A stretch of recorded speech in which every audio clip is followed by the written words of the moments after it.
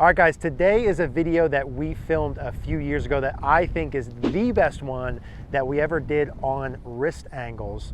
Now, I want to make sure you watch through the whole thing here because I'm going to show you the three big things that wrist angles do in your swing for you, the good things, but also the three things they could do that could be negative, that could be holding you back, and how it's one of the small things you could tweak in your swing that could give you a huge, huge return on the energy you put in. I'm also going to give you a couple drills towards the end.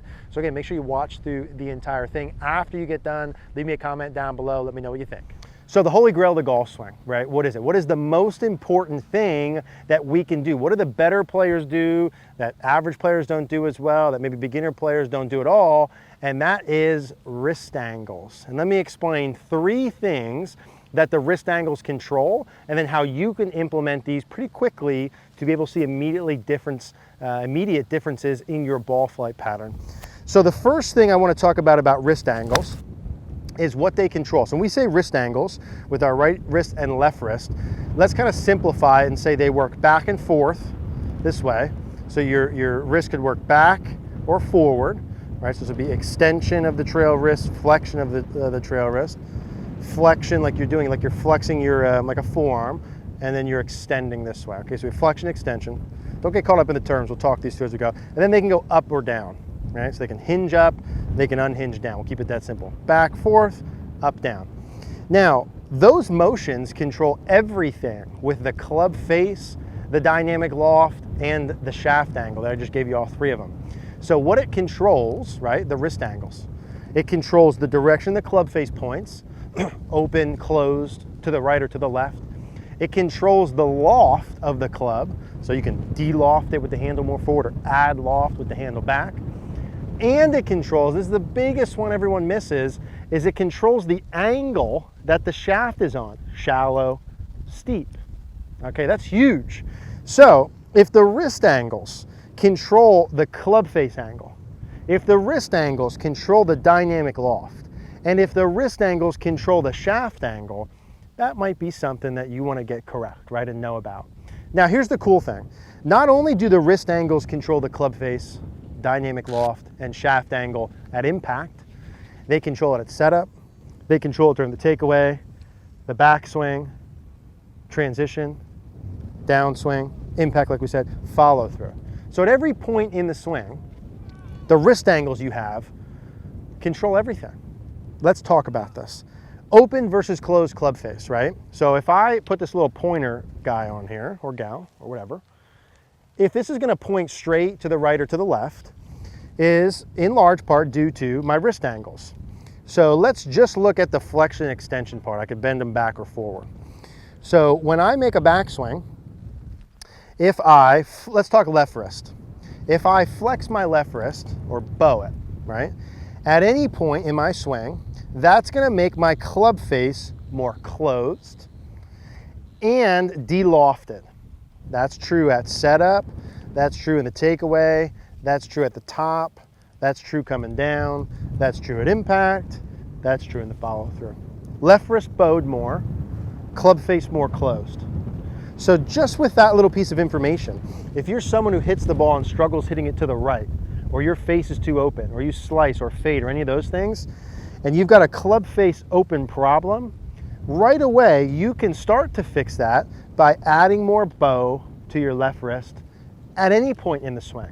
At any point in the swing. We'll talk about how to do that.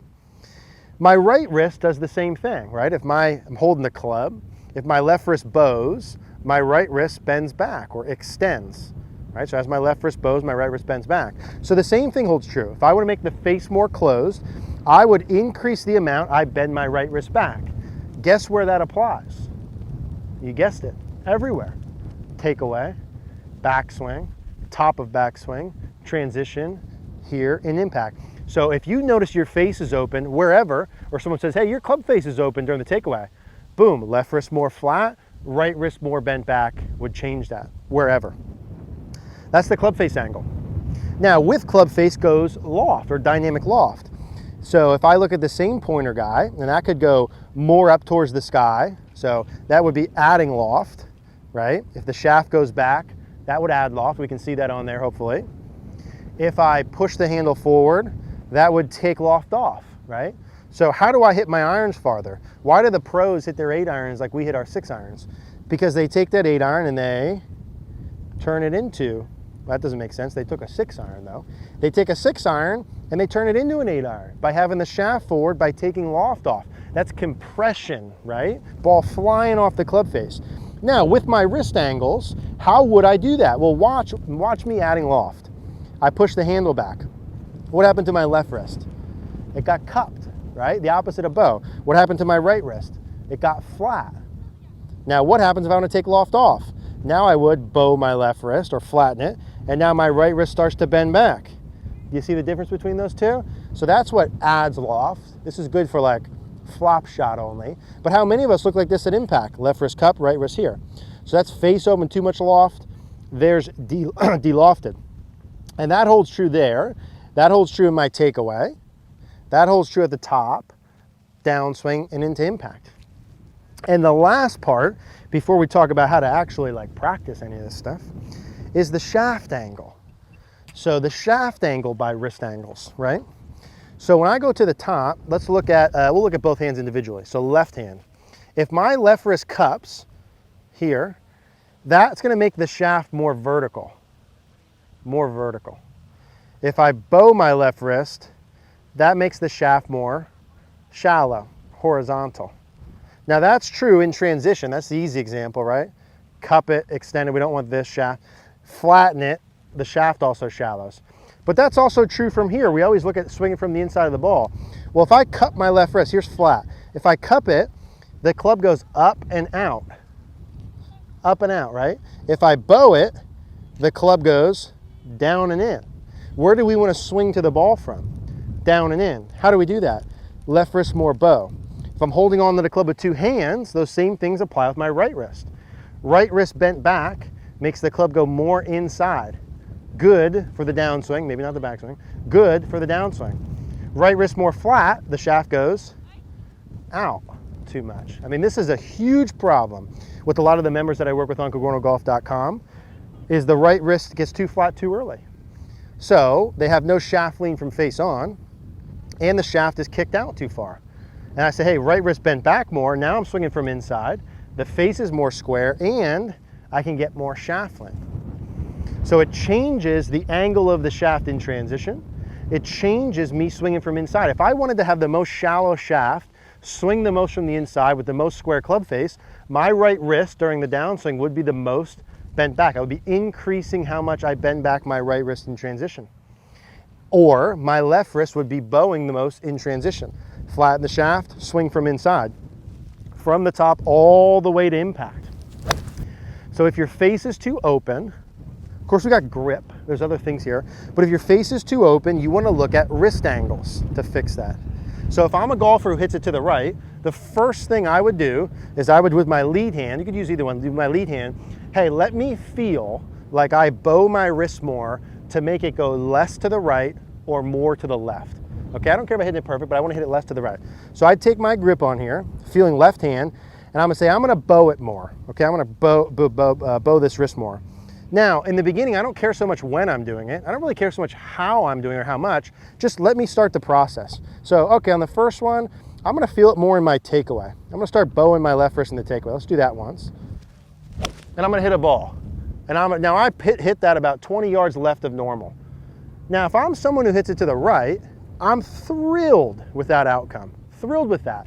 Now I know if I bow my left wrist, that makes it go more left. Now I just need to find out who, what, where, when, how, and how much to do it to find middle. But I have a solution, right? I'm not guessing now at what I'm doing.